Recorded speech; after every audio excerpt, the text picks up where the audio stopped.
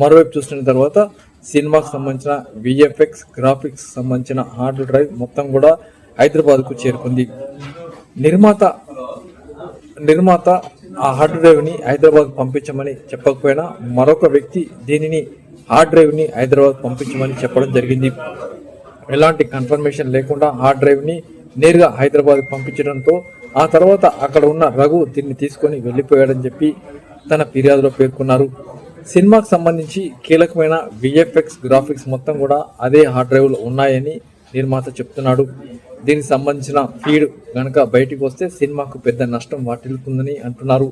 మరోవైపు ఈ వ్యవహారంలో అన్నదమ్ముల మధ్య గొడవ ఉందని, ఆ వ్యవహారంలోనే ఈ హార్డ్ డ్రైవ్ మిస్ అయిందని నిర్మాత పోలీసులకు స్టేట్మెంట్ ఇవ్వడం జరిగింది.